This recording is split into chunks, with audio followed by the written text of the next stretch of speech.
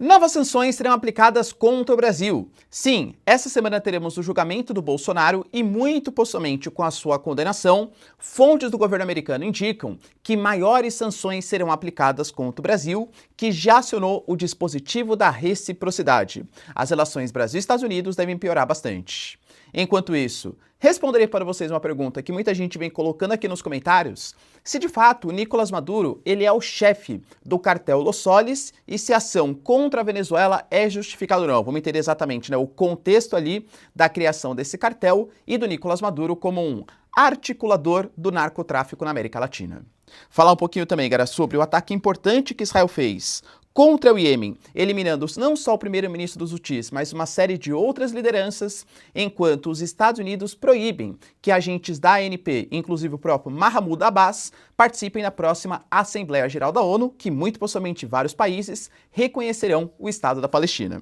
Falar um pouquinho também, galera, sobre o estado de emergência no Equador, que foi decretado pelo governo Daniel Noboa, e também sobre a cúpula da OCX, que está ocorrendo agora, nesse domingo, e a maior cúpula da história da organização. Estamos falando de lideranças como Recep Erdogan, Narendra Modi, Putin, dentre várias outras lideranças, consolidando o domínio e o crescimento geopolítico da China. Vale lembrar que a própria Índia e a China, Índia que tradicionalmente é inimiga dos chineses e aliada dos americanos, estão insatisfeitos com a política do Trump, e o recado foi claro: o dragão, que representa a China, e o elefante, a Índia, estão mais unidos do que nunca contra a unipolaridade promovida pelo Trump. Se vocês querem entender um pouco mais sobre esses assuntos, e muito mais também sobre geografia, geopolítica, atualidades, política, polêmicas, enfim, tudo para você se manter sempre bem atualizado, já se inscreve no canal, deixa seu like e compartilha esse vídeo, que eu, professor Ricardo, conto muito com a sua ajuda. Belezinha? Pessoal, presta bastante atenção, que eu estou oferecendo para você uma excelente oportunidade de ser um usuário da conta da Nomad. A Nomad é a maior conta internacional do Brasil, é utilizada por mais de 3 milhões de pessoas, inclusive esse aqui que vos fala, e é super simples para você comprar os seus dólares. Você faz um Pix ali para sua conta da Nomad, a conversão, galera, é feita com as melhores taxas do mercado, e ainda utilizando o meu cupom RICARDO15, você tem mais 15 centavos de desconto por dólar convertido, galera. Olha essa oportunidade, hein? Eu tô falando hoje de um dólar que está numa casa muito baixa comparado ao passado recente, que geralmente é quando eu utilizo para fazer as minhas conversões, e você pode fazer isso de uma maneira muito simples pelo seu celular. Pô, galera, isso é muito, assim, democrático em relação ao que era acesso a dólares no passado. Além do que a Nomad aceita em mais de 180 países. Então, para suas viagens internacionais, ao invés de ficar convertendo o dólar na hora, ou utilizar um cartão de crédito que é cheio de tarifas, enfim, e você nem sabe qual vai ser o preço do dólar que você vai pagar, dá para você comprar antecipadamente pela Nomad e você tem acesso a uma série de benefícios que a Nomad e a Visa te oferecem, como por exemplo o Nomad Explore, que te dá, galera, cashback em dólar, que te dá a possibilidade de ganhar pontos que não expiram para você trocar por produtos, serviços que você queira, além de ter a possibilidade de ter acesso ao Nomad Explore, ao Nomad Lounge, perdão, que é a sala VIP da Nomad em suas viagens internacionais. Galera, de verdade, é cheio de benefício, eu tenho certeza que você não vai se arrepender. Então, o QR Code aqui na tela para vocês, baixa a Nomad e tem acesso ao melhor conta internacional do Brasil. Belezinha? Então, bora lá pro vídeo, pessoal. Seguinte, como eu trouxe para vocês na introdução, nessa terça-feira a gente tem o julgamento do Bolsonaro e de outras pessoas que faziam parte da cúpula do seu governo, e a acusação da Procuradoria-Geral da República é que o Bolsonaro era o principal articulador, o maior beneficiário e o autor de uma tentativa de golpe no Brasil. Ah, professor, concordo, não concordo? Galera, de novo, né? Meu canal não é sobre política, muito menos sobre processos jurídicos, porque eu não sou entendido sobre esse assunto de maneira aprofundada.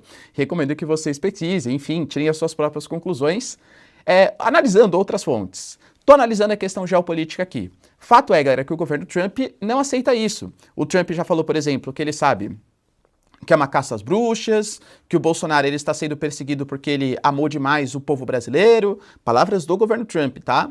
E anunciou que as sanções que estão sendo impostas ao Brasil não são somente por questões comerciais. Sim, o Brasil também está sendo investigado na seção 301 por algumas irregularidades, por uma a tática não moral, vamos colocar assim, vai do governo brasileiro, segundo o julgamento do governo Trump, mas o principal das tarifas, até com o Eduardo Bolsonaro e com o Paulo Figueiredo coordenando as ações lá nos Estados Unidos, é a questão de uma possibilidade de anistia para quem participou ali, né, do dia 8 de janeiro, a anistia mesmo para o Bolsonaro. E, cara, muito possivelmente, pelo que eu leio, a tendência é que o Bolsonaro seja de fato condenado, não só ele, mas também a cúpula mais próxima do seu governo. Já existem indicativos do próprio governo americano, de fontes americanas, que sim, vai ser quase ao vivo. Bolsonaro condenado? Maiores sanções contra o Brasil. Isso falado pelo Marco Rubio, pelo Howard Lutnick, por exemplo, que se recusou a fazer uma reunião com o Fernando Haddad. Aliás, o Brasil até fala que ele procurou ali, seja o Alckmin, seja outras figuras, fazer uma coordenação com os Estados Unidos, mas que os americanos não se mostram dispostos, porque aparentemente não é a questão comercial a principal questão.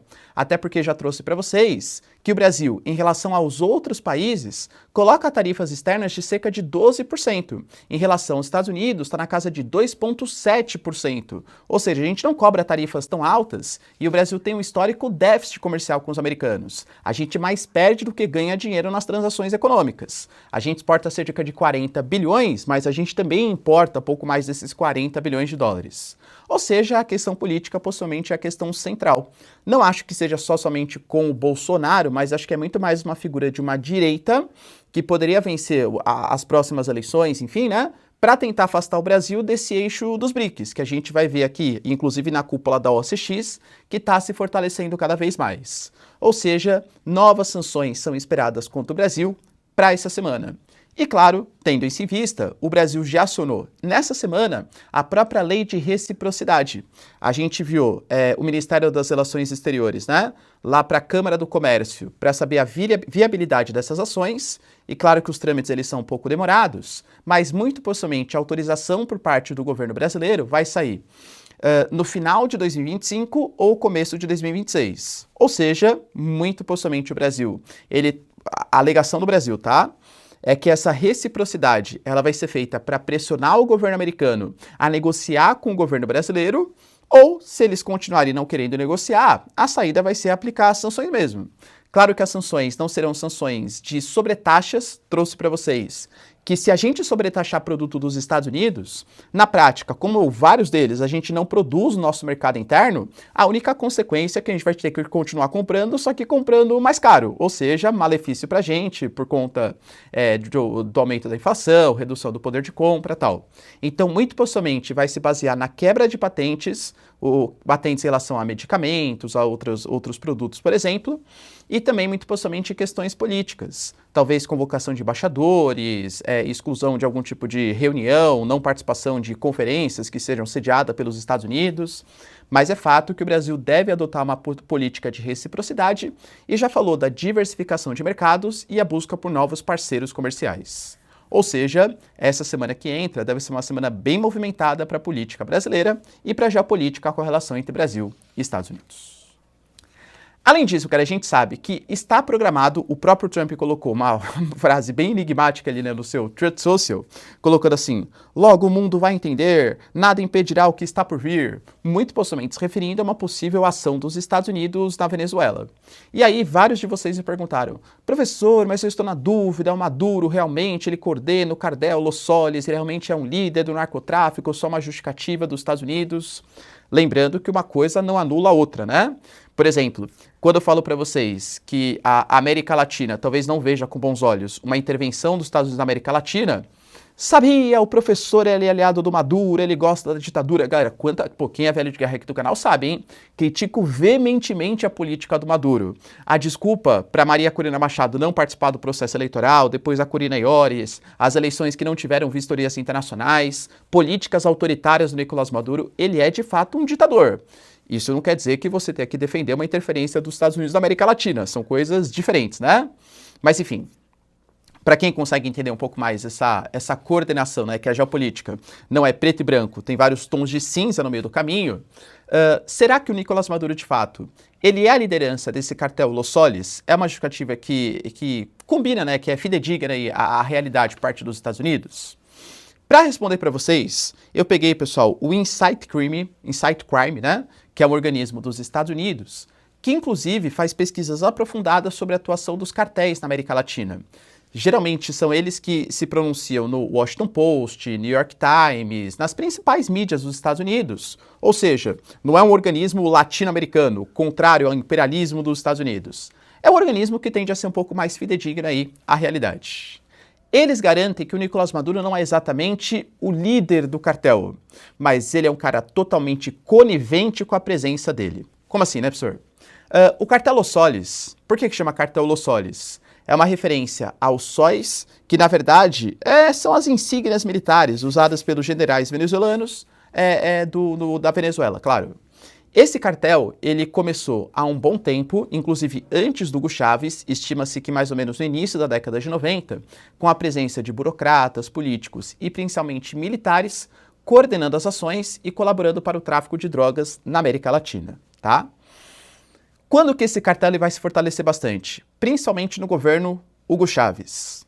Eu precisaria dar uma aula aqui gigantesca, né, sobre Venezuela, mas fazendo um breve resumaço. A gente teve em 89 um movimento chamado como Caracaço, que porque você tinha o Carlos Andrés Pérez, antigo presidente venezuelano, que começou a adotar políticas de corte de gastos públicos, aumento da cobrança de impostos, medidas do chamado neoliberalismo, daquele contexto histórico, baseado no consenso de Washington, e a população não curtiu. O exército venezuelano partiu às ruas contra as manifestações. E depois, esse exército teve uma ala nacionalista liderada por um carinha chamado Hugo Chávez, que não concordou com o exército venezuelano atuar contra o seu próprio povo. Ele tentou fazer um golpe, foi preso, mas depois o próprio Carlos Andrés Pérez, ele foi tirado do poder, um processo de impeachment, e Hugo Chávez ele foi solto, anistiado, perdoado. Em 99, Hugo Chávez, com essa política nacionalista, de estatização, contrário ao imperialismo americano, se elege como presidente da Venezuela e pouco tempo depois sofre uma tentativa de golpe. Essa tentativa de golpe deu certo durante quase 48 horas. Depois, Hugo Chávez conseguiu voltar ao poder. Estranho, né? Hugo Chávez conseguiu voltar ao poder depois de um golpe? O que estima-se? Que o Hugo Chávez ele tenha prometido para os generais venezuelanos, para os militares venezuelanos, que lideravam o esquema do cartel Los Soles, algumas conivências para a utilização de vias, para a utilização de portos, ou seja, vocês me permitem voltar ao poder e, em troca, claro, eu sou conivente com os escândalos, com, enfim, a atuação do narco, enfim, né, na Venezuela. É aí que o cartel Los Soles começa a se consolidar, porque a gente tem os líderes militares, e lembrando que o Hugo Chávez veio da carreira militar com anuência do governo. O Hugo Chávez, ele foi, junto com o Nicolás Maduro, um dos principais responsáveis por aumentar as patentes, pela promoção, por exemplo. A Venezuela hoje é cheia de generais em cargos super importantes e estima-se que quanto mais os generais apoiam o governo Hugo Chávez ou hoje o governo Nicolás Maduro, é fato que eles vão ganhar cargos mais estratégicos, onde a propina relacionada ao tráfico seja, de fato, né, quase que um complemento ao seu salário. Ou seja, o governo Nicolás Maduro e o governo Hugo Chávez não é de fato líder. Se bem que, como ele é o chefe de Estado e chefe de Estado é quem coordena o exército, você pode considerar como se fosse um líder também. Mas a ideia é que ele não é o articulador. Na verdade, a figura do Hugo Chávez e do Nicolás Maduro são de pessoas coniventes que sabem o que está acontecendo, mas que têm, no apoio dos seus militares, a confiança que eles vão conseguir se manter no poder.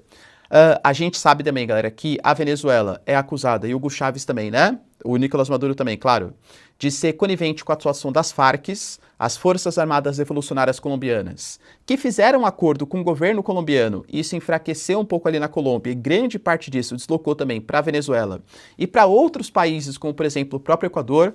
O Daniel Noboa, hoje, na verdade semana passada, ele declarou estado de emergência nos portos, como por exemplo no porto de Guayaquil, porque o Equador, que era um país relativamente mais pacífico em relação aos seus pares latino-americanos, hoje é um país que tem uma taxa de homicídio gigantesca, que tem a atuação do narcotráfico aumentando bastante, por estar próximo ali do Oceano Pacífico, ter presença na floresta amazônica. Ou seja, a figura do Nicolás Maduro é a figura de alguém conivente com a atuação do narcotráfico na Venezuela. E eu diria, inclusive, que pós-2013, quando Hugo Chávez morre, que era uma figura muito mais popular com a população venezuelana, e o Nicolás Maduro é alçado ao poder e a crise econômica se instala de maneira generalizada, bem como as atitudes autoritárias, os militares precisam de cada vez mais incentivos, vamos colocar assim, para se manter, para continuar apoiando o governo chavista, para continuar o governo bolivariano. E é aí que a fusão entre Estado, os militares e os cartéis se consolidaram. E aí, você considera que essa é uma justificativa de fato contundente para essa intervenção dos Estados Unidos? O que o próprio organismo coloca é que muito possivelmente a queda do Nicolás Maduro não levará à queda do cartel também, a não ser que tenha a ascensão de um novo governo que combata os militares venezuelanos para aí sim conter a atuação do cartel Los Soles na Venezuela. Enquanto isso, tivemos também Israel fazendo um grande ataque contra o Iêmen. Para quem não sabe, o Iêmen é um país que passa por uma guerra civil, também decorrente da própria Primavera Árabe ali de 2011, quando tínhamos um governo que foi trocado para a ascensão do Hadi, mas os hutis, os xiitas rebeldes, tentaram tomar o poder do Hadi, que era um governo mais sunita apoiado pela Arábia Saudita, e consolidaram seu poder principalmente em torno da capital, Saná, né? Os hutis, eles fazem parte do autodenominado Eixo da Resistência, são aliados do Irã, do Hamas, do Hezbollah e são responsáveis por ataques ali na região do Golfo de Aden, Estreito de Bab al-Mandeb, que prejudicaram demais o comércio, inclusive mundial, mas principalmente, claro, Israel. Os hutis foram responsáveis por mísseis contra o território israelense e Israel conseguiu, por meio da sua inteligência, saber quando uma reunião ia acontecer, não só do primeiro-ministro dos hutis, mas uma série de outras lideranças e fez um ataque contra essas posições, eliminando grande parcela da cúpula de alto nível ali dos hutis. Ou seja, um ataque bem efetivo contra o grupo que é contra a formação ou a existência do Estado de Israel. Enquanto isso, para a Assembleia Geral da ONU, que vai acontecer nos Estados Unidos, muito possivelmente países como o Brasil, como França, como a Espanha, como o Reino Unido e outros países, pretendiam fazer dessa reunião, dessa Assembleia, a consolidação da criação do Estado palestino. Só que teremos um problema para quem busca esses objetivos. A ANP, a Autoridade Nacional Palestina, que na verdade seria o partido político que comandaria o suposto Estado palestino, que na prática não existe, mas é o órgão que representa os palestinos da ONU, tem na figura do Mahmoud Abbas e outras lideranças, como se fosse a sua representação frente à Assembleia Geral. O Trump negou o visto para essas pessoas, alegando que a ANP é conivente com o Hamas e incentiva o terror na região da Palestina. E aí, claro, que isso enfraquece demais o movimento, porque se você quer reconhecer o Estado palestino na Assembleia Geral da ONU, mas sem a representação das principais figuras que representam o futuro Estado palestino, se um dia ele de fato existir, é claro que isso enfraquece o movimento. O Trump vem sendo criticado não só pelas lideranças europeias, mas pelo próprio Antônio Guterres, que é o secretário-geral da ONU. O Trump já garantiu que não vai dar visto para quem ele considera que apoia o terror na região. Enquanto isso, temos também uma cúpula super importante que está acontecendo na China da OCX, Organização para a Cooperação de Xangai. Já é um bloco super importante pela presença de países que lideram a economia, a população, tal. A gente sabe que a Ásia hoje é o novo centro produtivo do planeta, o oceano mais movimentado do mundo em capitais não é o Oceano Atlântico, e sim o Oceano Pacífico, e essa cúpula da OCX é a mais importante da história. Estamos falando de figuras como Recep Erdogan da Turquia, que há 5 anos não ia para a China, ou a figura do Putin, que já está na China, vai ficar até o dia 3 de setembro, também para comemorar os 80 anos da vitória dos chineses sobre os japoneses na Segunda Guerra Mundial. E a figura do Narendra Modi. Narendra Modi, que há 7 anos não fazia uma visita diplomática à China, e lembrando que Índia e China têm grandes tensões geopolíticas, só que estão sendo superadas, vamos colocar assim. Tem que estar bem claro para vocês, que essa cúpula da OCX, talvez ela represente o surgimento de uma China que de fato consegue se contrapor aos Estados Unidos. Vamos pegar o caso do Brasil? O Brasil, por exemplo, possivelmente vai ser mais sancionado pelos Estados Unidos. Sabe quem anunciou apoio ao Brasil? O Wang Yi, que é o ministro das Relações Exteriores, quando foi telefonado para o Mauro Vieira, a China falou que apoia o Brasil e que não respeita, não concorda com essas políticas de sanções e com essas ameaças que o governo americano faz contra o território brasileiro. Mesma coisa a Índia, por exemplo. Nessa cúpula da OCX, os principais objetivos são aumentar as transações de moedas locais e a expansão do comércio eletrônico, até como forma de contornar as sanções ocidentais. Lembrando que estamos falando de 20 países e 10 organizações internacionais participando dessa cúpula. Cara, isso é a referência da China como um país que não tem só uma capacidade grande financeira, mas uma grande capacidade geopolítica. A China, por exemplo, ano passado, talvez vocês se lembrem, ou ano retrasado, ela foi responsável por reaproximar, por exemplo, a Arábia Saudita e Irã. Querendo ou não, pessoal, a China, ela tentou liderar o movimento ali dos palestinos de acabar com inimizades entre o Fatah, entre o Hamas, entre várias organizações palestinas, para a consolidação da ANP como uma grande autoridade. É que, claro, dentro de um contexto, né, enfim, dessa confusão na Palestina, talvez os chineses não consigam se consolidar como um importante ator geopolítico. Mas entende que a China ela cresce não só no sentido econômico, mas também no sentido geopolítico agora? E talvez o principal símbolo disso seja a reunião entre Xi Jinping e Narendra Modi.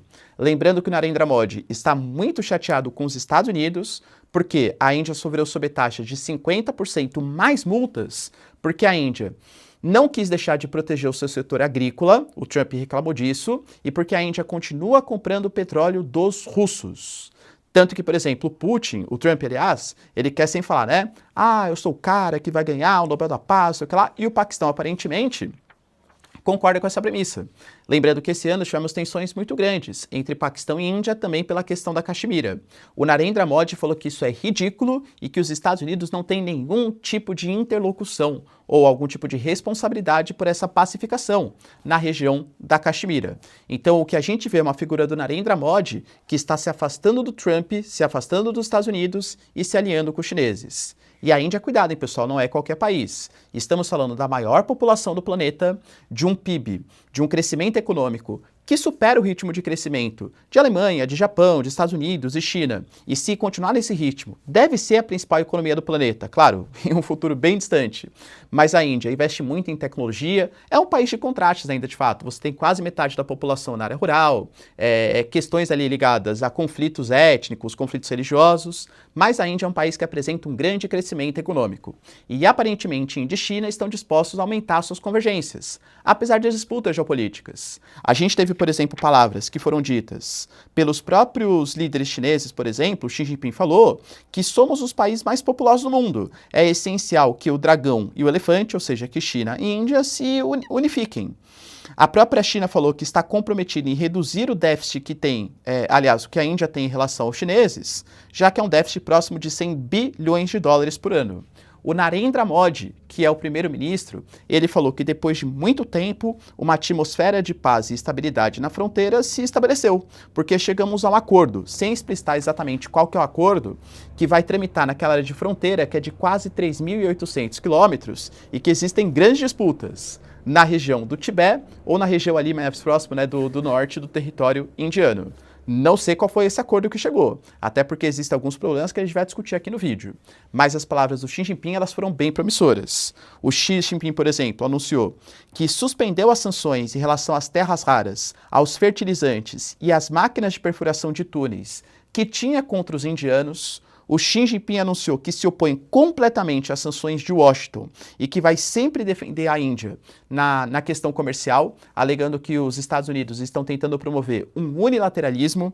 A gente teve o Xi Jinping permitindo que peregrinos indianos visitassem locais hindus e budistas no Tibete e suspendendo as restrições recíprocas de vistos de turismo. Cara, estamos falando de uma Índia que até 2 anos atrás nem aplicativo chinês utilizava, alegando que era roubo de propriedade intelectual, acusando os chineses de espionagem. A Índia faz parte de uma aliança militar chamada de Aliança Quad. A Índia ajudava os Estados Unidos numa tentativa de monitoramento, por exemplo, da região do Mar da China Meridional. A China, que é um país muito dúbio, se tinha nessa dubiedade das relações geopolíticas uma amizade muito grande com os Estados Unidos e uma rivalidade com os chineses, pelo menos do ponto de vista geopolítico. Econômico não, né? Mas geopolítico sim. Ou seja, o que a gente percebe é que essas sanções aplicadas pelo governo Trump talvez estejam unindo os países do chamado Sul Global. E essa cúpula da OCX vai ser definitiva para isso. Pessoal, entende tudo. Você está me falando então que China e Índia agora superaram todas as adversidades e são grandes aliados regionais, né? Não foi nada disso que eu falei.